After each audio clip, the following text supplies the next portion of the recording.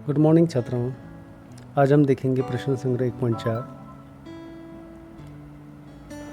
जिसमें पहला प्रश्न है, दो समरूप त्रिभुजों की संगत भुजाओं का अनुपात 3.5 हो तो उनके क्षेत्रफलों का अनुपात ज्ञात कीजिए।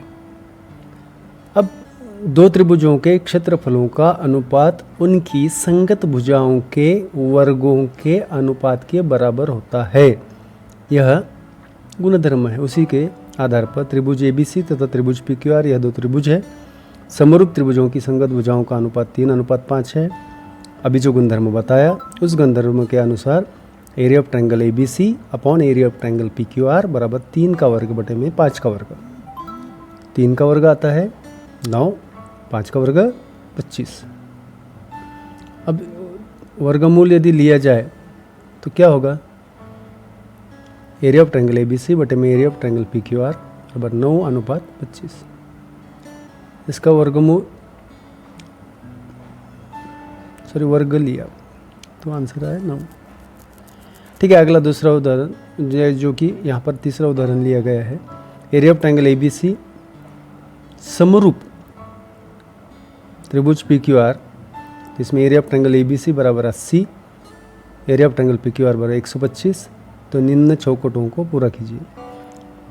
एरिया ऑफ ट्रायंगल ABC बटे में एरिया ऑफ ट्रायंगल PQR बराबर 80 बटे में 125। इसका संक्षेप रूप आता है 16 बटे में 25, तो वर्गमूल लेने पर 4 बटे में 5। ठीक है, आगे का प्रश्न, नया प्रश्न देखेंगे। दो समरूप त्रिभुजों के क्षेत्रफलों 225 वर्ग सेमी तथा 81 वर्ग सेमी है। यदि छोटे त्रिभुज की एक भुजा की लंबाई 12 सेमी हो तो बड़े त्रिभुज की संगत भुजा की लंबाई ज्ञात कीजिए। अब दो त्रिभुजों के क्षेत्रफलों का अनुपात उनके वर्गों के अनुपात के बराबर होता है। उसी प्रकार वह नियम लिखकर एक त्रिभुज उसका 225 और दूसरे का 81, तो मान लिया त्रिभुज ABC और त्रिभुज PQR है, बड़ा ABC छोटा PQR। तो एरिया ऑफ ट्रायंगल ABC और दोनों समरूप त्रिभुज है, तो area of triangle ABC, area of triangle PQR, AB का वर्ग PQ का वर्ग। क्षेत्रफलों का अनुपात 225 बटे में 81, तो 225 बटे में 81 बराबर AB का वर्ग बटे में PQ का वर्ग आएगा। और अब हमें 225 किसका वर्ग है? 15 का, और 81 किसका है? 9 का। तो हमारा आंसर आएगा 15 बटे में 9। और AB कितना है? AB निकालना है, और ये कितना है? 12। तिरछा गुणनफल किया तो 15 गुना 12 बराबर AB गुना 9, तो भाग देंगे तो 180 बटे में 9 आ जाएगा। तो AB बराबर कितना आएगा? 9 दूनी 18 यानी 20। 2 का भाग गया और 0 को 0, यानी बड़े त्रिभुज की संगत भुजा कितनी होंगी? 20 सेंटीमीटर। ओके, और एक उदाहरण देख लेंगे। आकृति में रेखा PQ समांतर रेखा DE यदि एरिया ऑफ ट्रायंगल PQF बराबर 20 वर्ग सेमी। आकृति देखो, आकृति में बराबर समझ में आएगा। PF बराबर 2 DP है, PF बराबर 2 DP है, तो यानी DP का माप ऐसे 2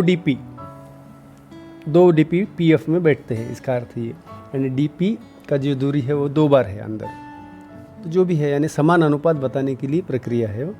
एरिया ऑफ ट्रायंगल PQF बराबर 20 वर्ग इकाई, माना PF बराबर 2 DP, तो DP बराबर x, तो PF बराबर 2x। अब DF मतलब बड़ा उसमें से DP कितना है? छोटा। PF कितना है? x। पूरा टोटल कितना होगा? 3x। तो एरिया ऑफ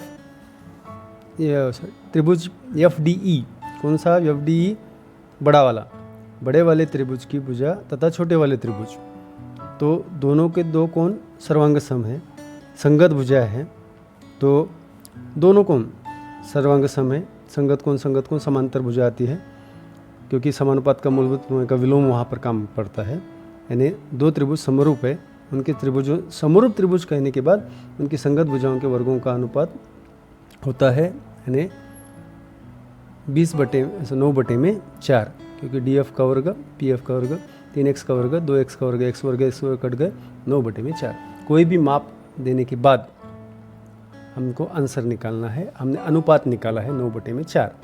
अब अनुपात के अलावा एरिया ऑफ ट्रायंगल दिया हुआ है, कितना है 20, तो 9/4 गुना 20 बराबर 4 पंचे 20, 5 9 45। तो इस चतुर्भुज का नीचे का बच्चे वाला क्या एरिया होगा, ये ऊपर का एरिया में से यानी बड़े त्रिभुज के एरिया में से छोटे त्रिभुज का एरिया माइनस करना, जो कि समान अनुपात में। तो 45 - 20 बराबर